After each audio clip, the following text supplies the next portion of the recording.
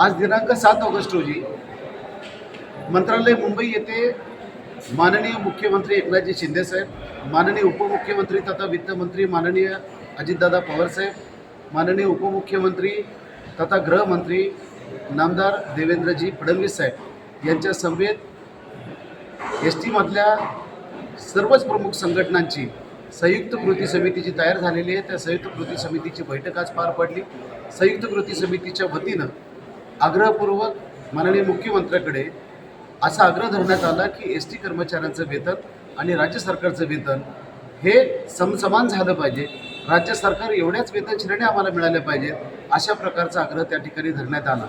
2016 पासून किमान आम्हाला राज्य सरकार एवढा चालक असेल, वाहक असेल, सहाय्यक कारागीर असेल, कारागीर का असेल, प्रमुख कारागीर असेल किंवा इतर ज्या काही शिपायापासून सगळ्या ज्या वेतन श्रेण्या असतील त्या वेतन श्रेण्यामध्ये आणि राज्य सरकारच्या कर्मचाऱ्यांमध्ये काय फरक आहे, या फरकाचं सगळं आम्ही विस्तृतपणे मुख्यमंत्री महोदयांच्या समोर मांडलं आणि या संदर्भामध्ये कुठल्याही परिस्थितीमध्ये राज्य सरकार एवढं आमचं वेतन झालं पाहिजे अशा प्रकारचा आग्रह धरला।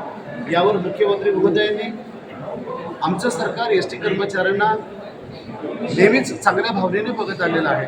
एस टी कर्मचाऱ्यांचं वेतनाचा प्रश्न, राज्य सरकारकडे वेतनाचा प्रश्न निश्चितपणाने आपण मार्गाला लावू, पण त्यासाठी सरकारला थोडा अवधी देण्याची विनंती केली। या अवधीचं काही कारण नाही, कारण हाय पॉवर कमिटीने निर्णय घेतलेला आहे आणि पुन्हा जर कमिटी नेमली तर त्यामध्ये आचारसंहिता लागू होईल आणि आता कुठल्याही परिस्थितीमध्ये एस टी कामगार ऐकण्याच्या मनस्थितीत नाही, अशा प्रकारची भावना एस टी कर्मचाऱ्यांची माननीय मुख्यमंत्र्यांना सांगितल्यानंतर त्यांनी केवळ 8 दिवसाची मुदत या ठिकाणी दिलेली आहे। येत्या 20 ऑगस्टला परत मुख्यमंत्री महोदयांनी आमच्यासोबत संयुक्त कृती समितीच्या सोबत दोन्ही उपमुख्यमंत्री आणि मुख्यमंत्र्यांची बैठक लावण्याचं पत्र ते आजच आम्हाला देत आहेत आणि तत्पूर्वी वित्त विभागाने एकूण येणारा भार आणि त्यामध्ये कृती समितीकडून जे काही तडजोडीचा फायनल शब्द येईल त्या प्रकारचा 2 बैठका घेण्याचे आदेश आज मंत्रालयामध्ये माननीय मुख्यमंत्री महोदयांनी दिलेले आहेत।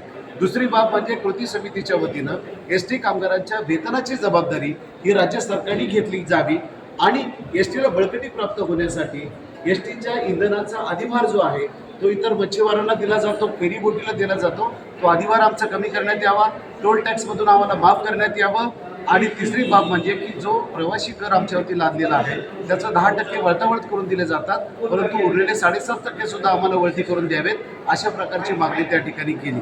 दुसरी बाब म्हणजे की माननीय उपमुख्यमंत्री देवेंद्रजी फडणवीस साहेबांना विनंती करताना असं सांगितलं की नुकताच आपण MSMEचा मोठा करार संपन्न केलेला आहे, त्याही सर्व कृती समिती एकत्र होत्या, आम्ही सर्वजण आलेलो आहोत। साहेब MSMEचे भाऊ आमचे खुश झाले, एस टी कर्मचाऱ्यांनी एवढं काय पाप केलं, तेव्हा MSME तर लाखो कोटी रुपयांना कर्जात आहे, एस टी महामंडळ मात्र 0 रुपयाचं कर्ज आहे।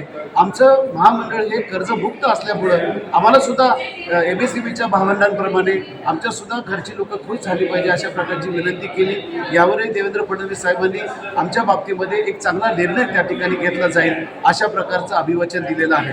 अर्थमंत्री मान्य नामदार अजितदादा पवार साहेबांना सुद्धा आम्ही त्या ठिकाणी विनंती करत असताना लाडका भाऊ लाडकी बहीण याचप्रमाणे आमची लालपरी सुद्धा झाली पाहिजे आणि लालपरीचे सेवक सुद्धा झाले पाहिजेत अशा प्रकारची विनंती केल्यानंतर या तीनही महोदयांनी 20 तारखेला पुन्हा एकत्र येऊन आपल्या राज्य शासनाने वेतनाचा फायनल निर्णय घेण्याचं मान्य केलेलं आहे आणि त्यामुळं परवा दिवशी 9 ऑगस्टपासून होणारं आंदोलन आम्ही तात्पुरतं स्थगित करतोय। मात्र 3 सप्टेंबरपासून जर सरकारने आमची बाजू आम्हाला जर आमच्या मनासारखं वेतन दिलं नाही, एस टी कामगारांचं समाधान केलं नाही तर मात्र 3 सप्टेंबरपासून हे आंदोलन परत राज्यभर केलं जाईल। तेव्हा माझी आपल्या सर्वांना एस टी कर्मचाऱ्यांना विनंती आहे, यामध्ये कृती समितीने कुठल्याही प्रकारे आंदोलनातून माघार घेतलेली नाही। आंदोलन आपलं 3 तारखेपासून 3 सप्टेंबरपासून चालू होईल। शेवटी लोकांचं म्हणणंच असं होतं की पांडुरंग बसला की गणपती बसला, अशा प्रकारचा कोडवड जो होतो त्या संदर्भामध्ये 3 तारखेपासून 3 सप्टेंबरपासून पुन्हा एकदा कृती समितीचं जर सरकारने आमचं ऐकलं नाही तर 3 सप्टेंबरपासून आमचं आंदोलन चालू होईल, हा इशारा मी आपल्या माध्यमातून देतो। धन्यवाद।